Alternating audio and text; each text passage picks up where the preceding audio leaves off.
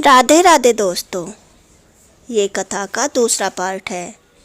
जब भृगु ऋषि ने भगवान विष्णु की छाती में लात मारी और लक्ष्मी माता ने क्रोधित होकर भृगु ऋषि को श्राप दिया कि लक्ष्मी माता कभी भी ब्राह्मण के घर नहीं जाएगी, लेकिन विष्णु जी भगवान ने उनका श्राप भंग कर दिया और भृगु ऋषि को यह वरदान दिया कि देवी लक्ष्मी उनकी पुत्री के रूप में जन्म लेगी।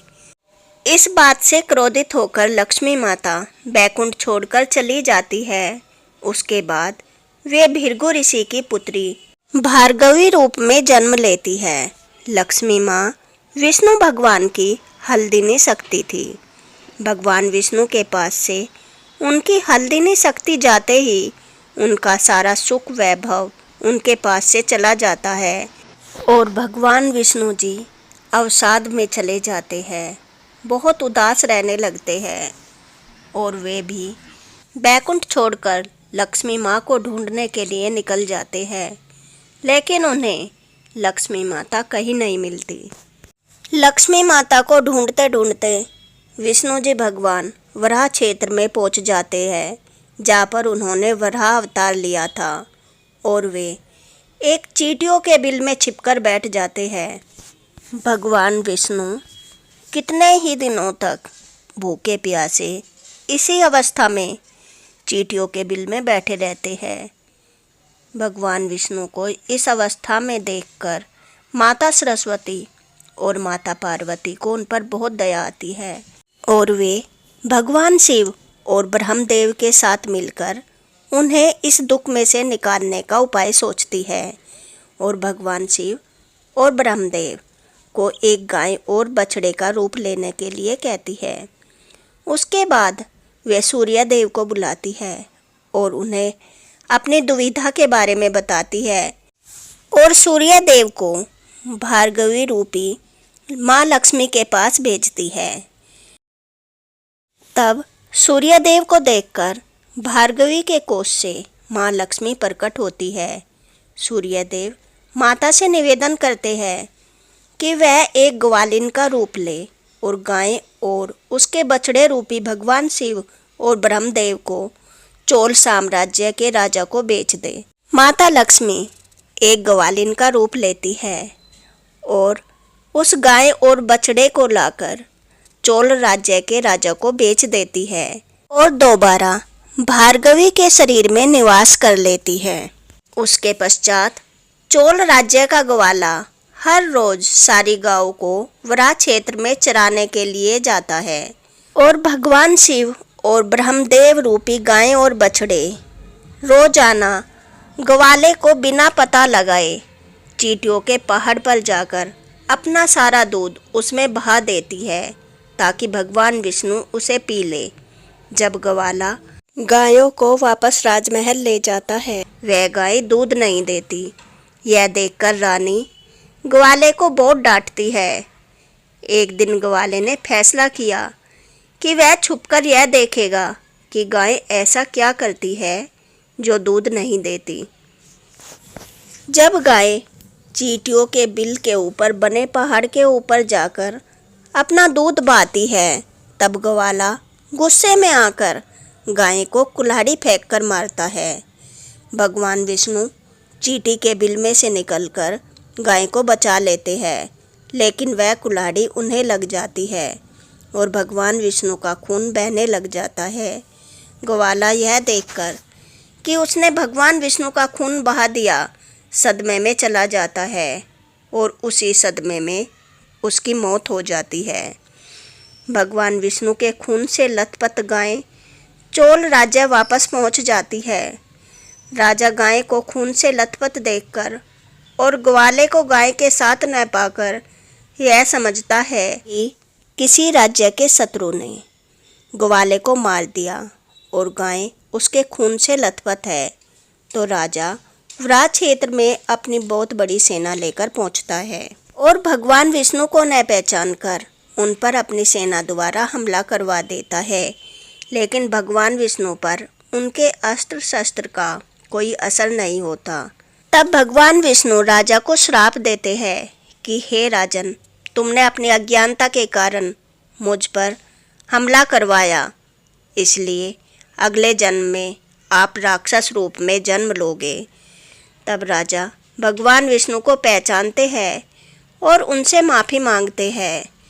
भगवान, मुझे माफ़ कर दीजिए, मैंने आपको नहीं पहचाना। मैंने ये समझा कि आपने ही मेरे ग्वाले को मारा है। आप कोई शत्रु राज्य से हो, इसलिए मैंने आप पर हमला करवाया।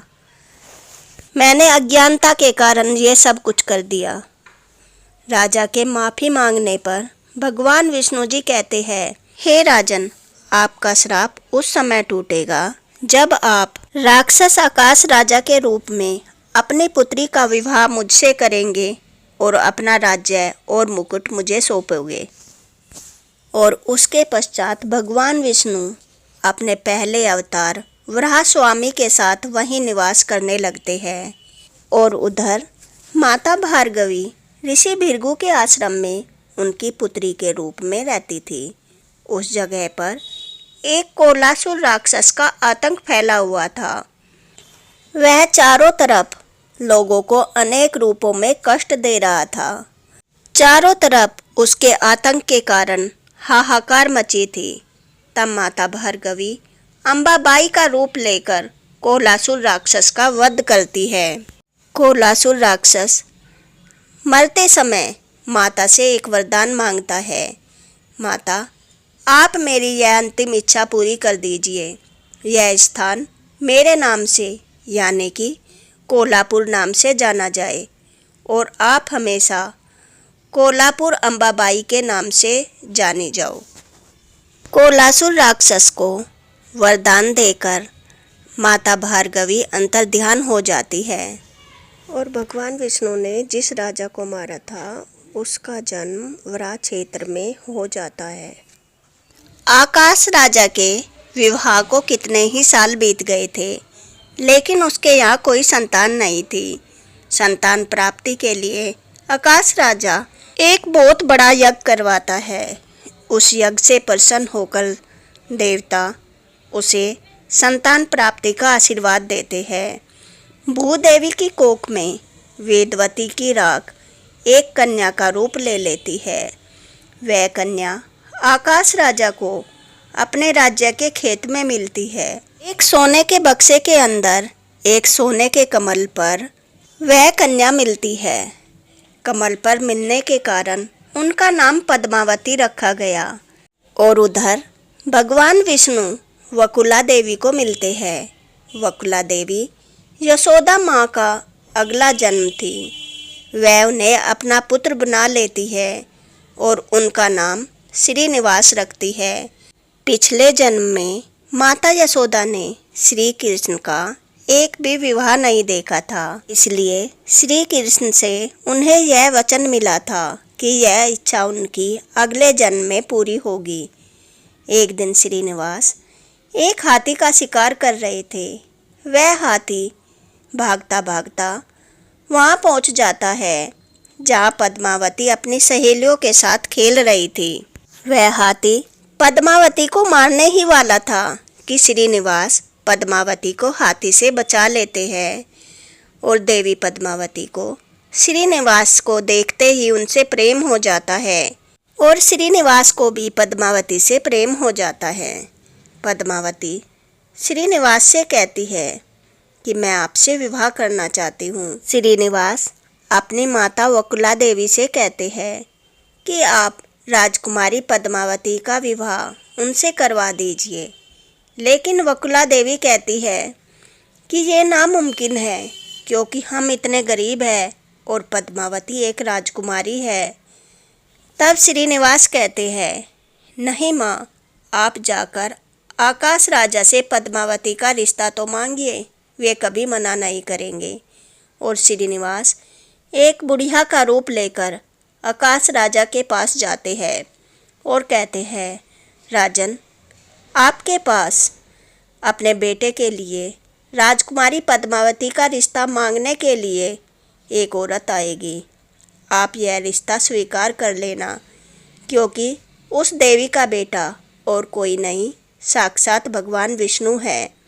जब वकुला देवी राजा के पास अपने बेटे के लिए राजकुमारी पद्मावती का रिश्ता मांगने के लिए आती है तो आकाश राजा रिश्ते के लिए हाँ कर देते हैं और फिर श्रीनिवास देवी पद्मावती का विवाह बड़े ही भव्य रूप से किया जाता है।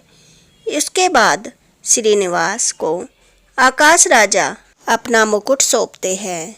श्रीनिवास एक पत्थर की मूर्ति बन जाते हैं और देवी पद्मावती भी अपने जन्मभूमि पर जाकर पत्थर की मूर्ति बन जाती है और उसके पश्चात श्रीनिवास यानी कि भगवान विष्णु और देवी पद्मावती यानी कि लक्ष्मी माता बैकुंठ लौट जाते हैं।